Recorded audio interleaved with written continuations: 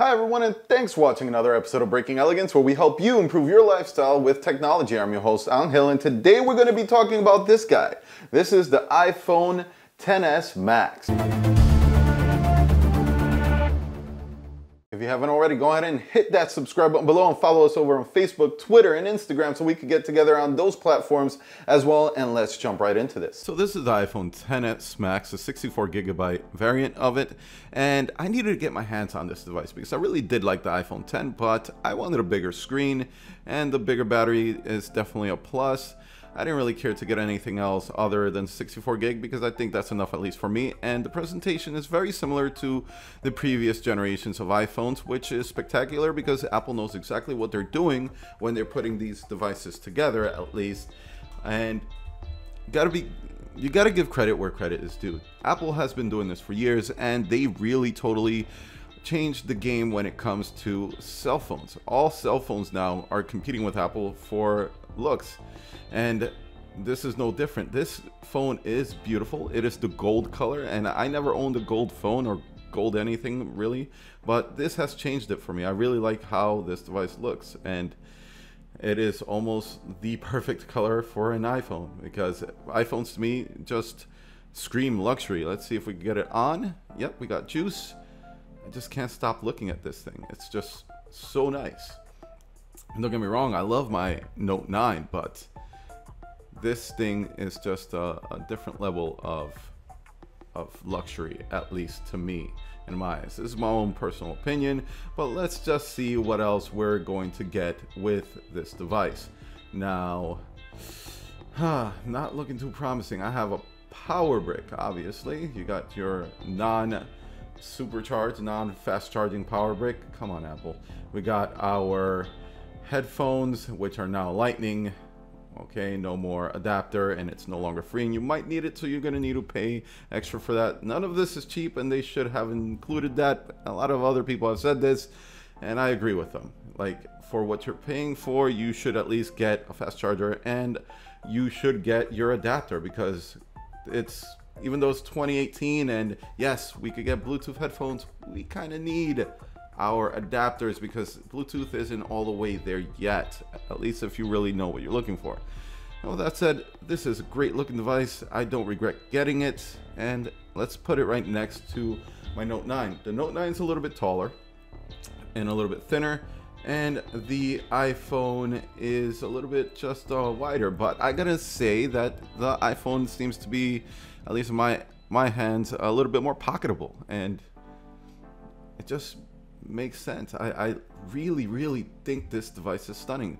That's all I really got to say about the iPhone XS Max. I'm going to be rocking both of these devices. I don't choose sides at all. I actually just feel like I need to have it all. So if they're gonna call me a sheep of any sort at any time, I am a sheep of all technology because I don't choose sides, and I will give you my honest opinion on what I think is best for you and what you're doing. So one of the first instincts that you should have when you buy such an expensive piece of hardware like an iPhone XS or a XS Max is to actually go out and try to protect your investment. So what I did is I actually went out and picked up this case from Supcase. This is the Unicorn Beetle, and it was actually damaged. I mean, the little box that it comes in was damaged on the outside a little bit. Kind of made me a little bit angry because I want to have these things in good condition so I can put them on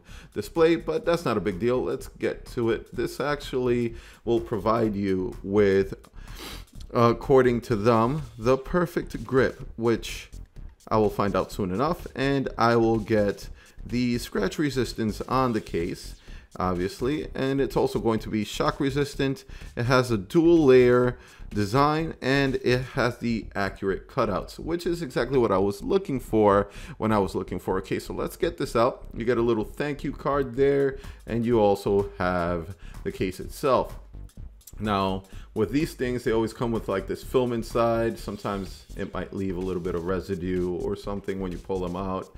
So I will take these two layers of film off and try to get this properly inserted onto the phone. And let's see how well it lines up and how it feels on hand.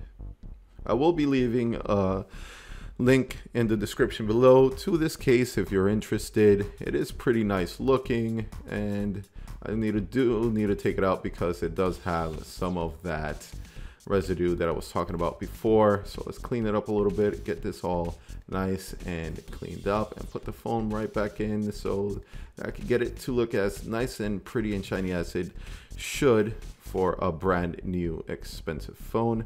So let's get that in there and take a look at how well will it actually align. So let's take a close look at this case. We have on the left side the mute switch, and right below it we have the volume rocker, and if you feel across it you can actually feel the indentations for these units, but they are pretty flat, they don't protrude. We also at the bottom have the cutouts for the power, the speaker, and the microphone, which is pretty nice, and those seem to be aligned. And here on the right, going back to the right side, we do have the 3/power button. The top is pretty flat because there's nothing up there, and the rear of this case is pretty beautiful, displaying your phone, and your camera has a cutout on its own. Obviously we need that.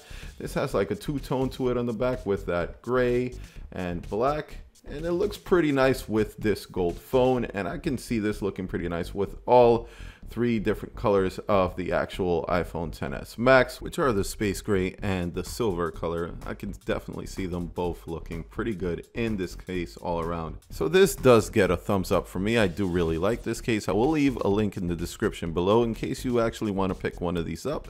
It is pretty inexpensive and pretty nice looking, and looks like it would give you all around overall protection. So Supcase, kudos. So there you have it, the iPhone XS Max. It's a beautiful device. It's definitely a premium device. It is the best iPhone to date, and that's to be expected because of the price point. I do want to bring up something really quickly, and I hope no one actually holds this negatively against me. I really like to look out for the people that watch my channel. If you're not extremely technically inclined, I want to help you. And if you're looking at the iPhone XR, I want to give you a better choice than the iPhone XR for this year as a budget device.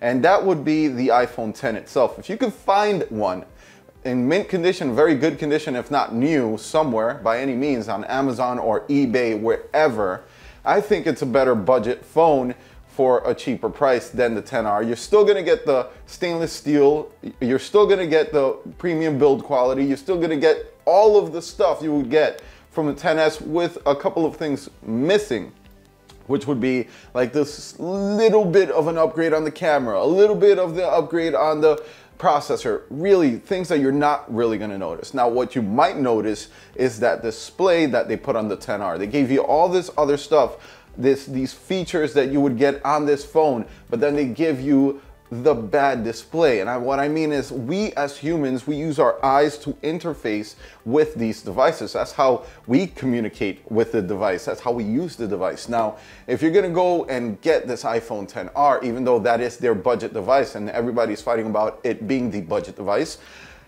with good reason, I mean it is out of all of them, but you're going back to a display that should have been put together on a phone maybe 10 years ago. Well, I don't see the point of that. That's my personal opinion. Now, I do feel like we have a chance to actually get everything you wanted in a actual iPhone by actually just going to the 10 and getting that device if you could instead of the XR.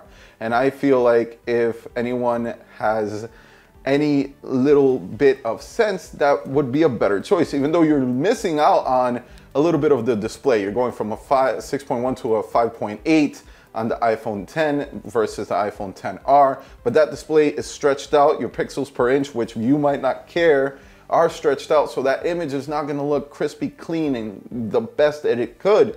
And I personally want the best for myself, especially for $750. Even if I could get an iPhone X for $800, $50 more, is gonna give me a better experience, and I'm not really gonna notice a gigantic jump. It is S year, it's only a half step up, and that's my argument for that, and that's the end of my argument. I have nothing against Apple. Obviously spent a ton of money on this phone, and I like it. I love it. I love the features that are on this phone. I used it for one day. I was looking into shortcuts. I might make a video. If you are interested, leave me a comment in the comment section below, and I will do that for you guys because it's really cool. It's almost like looking into super automation built and baked in with Siri into the iPhone, and that's awesome. So with that said, that's all I got for you guys today. If you have any questions, leave them in the comments below. And if you haven't already, hit that subscribe button. Follow us over on Facebook, Twitter, and Instagram so we can keep together on those platforms as well. I do post a lot of things to Instagram. And like always, have a great one.